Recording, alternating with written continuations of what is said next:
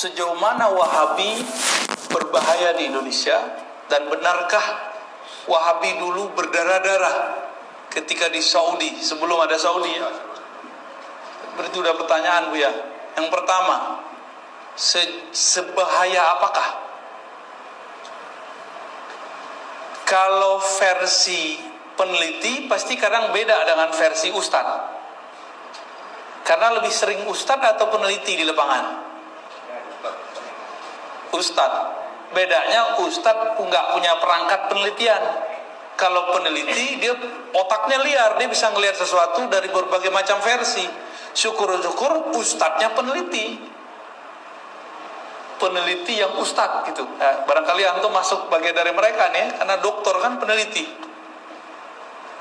Kalau versi orang yang pakarnya dari TNI, polisi ya, Indonesia itu udah ada pemetaan wilayah merah, ada yang kuning, ada orange, ada hijau. Kalau Sumatera Barat sudah ada beberapa wilayah yang sudah merah. Sudah ada. Pasaman belum parah-parah aman Pak.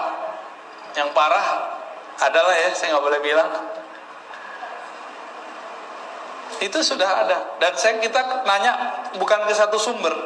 Jadi ada intelijen dari TNI, ada intelijen dari polisi yang pakar, dia melihat.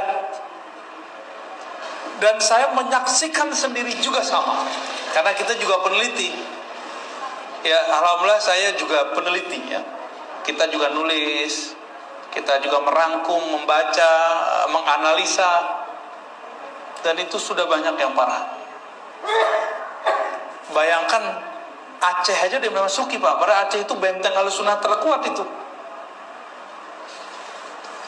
Kota-kota santri di Jawa itu udah banyak yang kemasukan. Kenapa? Kebanyakan pesantren sudah tertutup dari masyarakat, asik dengan delaktika di dalam pesantren, lupa dengan masyarakat di luar. Itu fakta juga itu. Udah jadi dinasti, nggak mau lagi mikirin umat. Tapi itu sebagian pesantren. Banyakan pesantren juga masih bagus, oke. Jadi ini kabar agak lumayan bahaya. Maka kita nggak boleh diam, Ustaz. Harus mulai menyuarakan yang menurut kita ini mendekati kepada kebenaran. Jadi jangan diam. Tapi suara antum tadi kan sudah menggelegar tuh, kayak semangatnya menggelegar suara aja. Insya Allah Ustaz ya. Terus benarkah Wahabi dulu berdarah-darah? Itu benar. Dan kejadian itu bukan sekali dua kali. Kita punya sanad. Tadi kita sudah baca sanad ya. Jadi kalau di Sumatera itu ada Syekh Sulaiman Rasuli, Syekh Abdul Wahid Salihi, Syekh Jamil Jau, itu punya guru. Syekh Khatib Ali punya guru namanya Syekh Ahmad Khatib Minangkabau. Syekh Ahmad Khatib Minangkabau punya guru Bakri Syato punya guru namanya Sayyid Ahmad Zaini Dahlan. Beliau mengabadikan pembunuhan berdarah oleh Wahabi. Judulnya Fitnatul Wahabiyah. Kitab ini dibantah oleh mereka, tapi datanya nggak kuat. Mereka itu nganggap kalau udah dibantah berarti yang dibantah kalah. Nggak begitu. Tidak semua bantahan itu valid. Main asal bantah-bantah aja.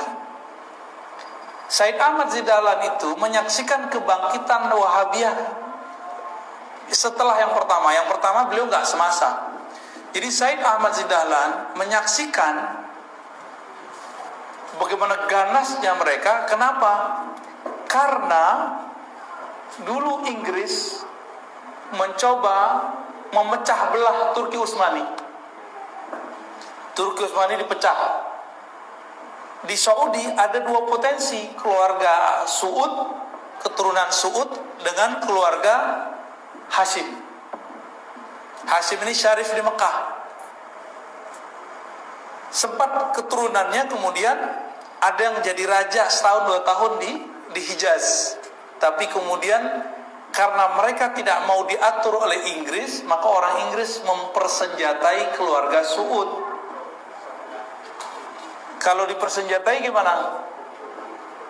Keluarga Suud kemudian mendekati orang-orang Wahabiyah, pakai ayat, pakai Quran, pakai sunnah, atas dasar ingin memurnikan tauhid. Mereka meratakan kubur dan membunuh siapa saja yang mengajak untuk itu. Intinya politik sebenarnya di belakangnya, politisasi agama. Itu sebabnya Bapak Ibu Allah, di Saudi tidak ada partai. Karena ketika Saudi berdiri, ada kesepakatan kerajaan agama oleh keluarga dan murid-murid Alu Syekh Muhammad bin Abdul Wahab. Ada kerajaan politik, kekuasaan. Ini dipegang oleh Alus Suud, keluarga Suud. Jadi mereka udah bagi dua. Tapi keluarga yang Suud ini minta kepada keluarga Alu Syekh, kalau buat fatwa yang jagain kami. Kalau kerajaan boleh nggak ada partai?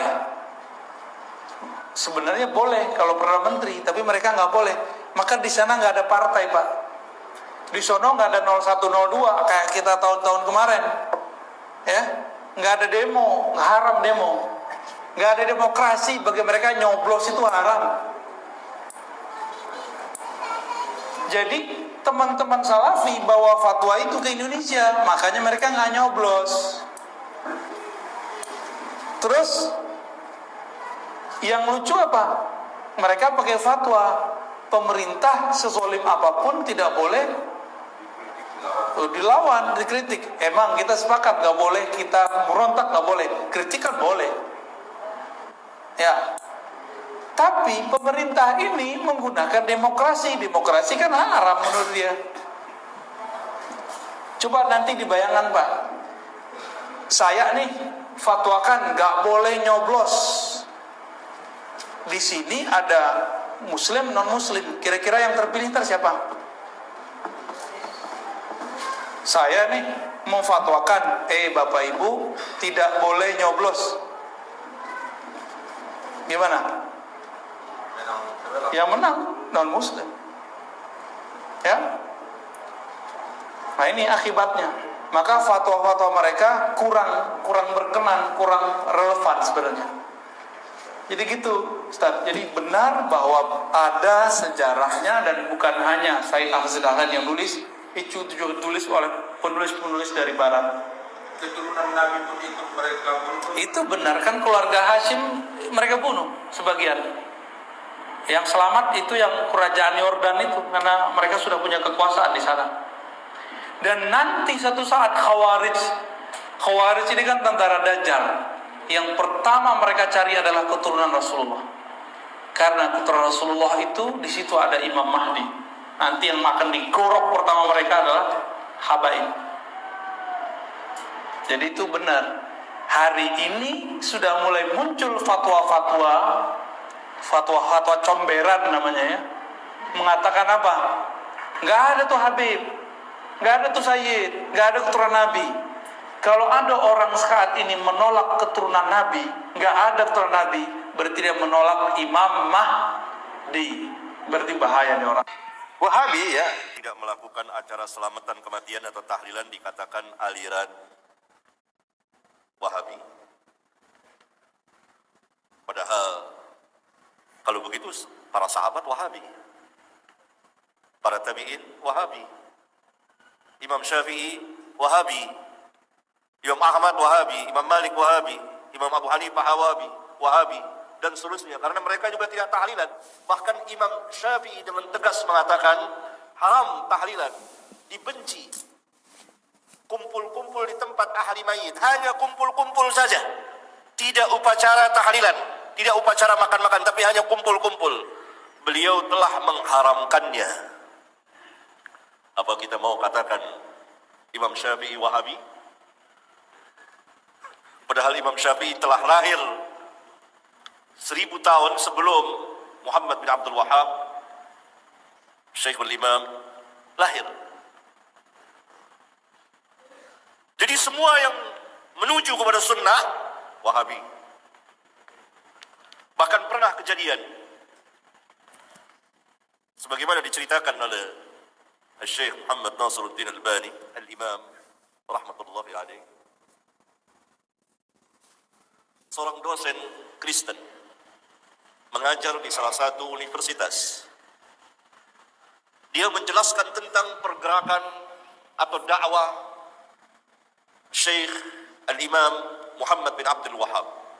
Demikian cermatnya, demikian semangatnya. Karena barangkali dia guru sejarah atau apa. Jelaskan.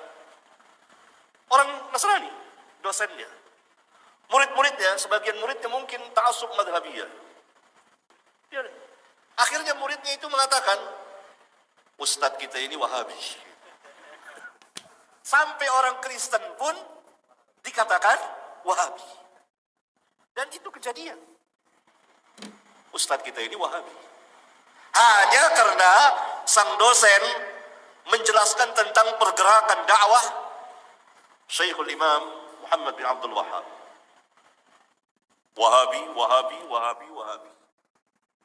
Padahal dakwah Syekhul Imam Muhammad bin Abdul Wahhab tidak keluar dari Al-Quran dan Sunnah. Dan mereka mengikuti para ulama yang sebelumnya.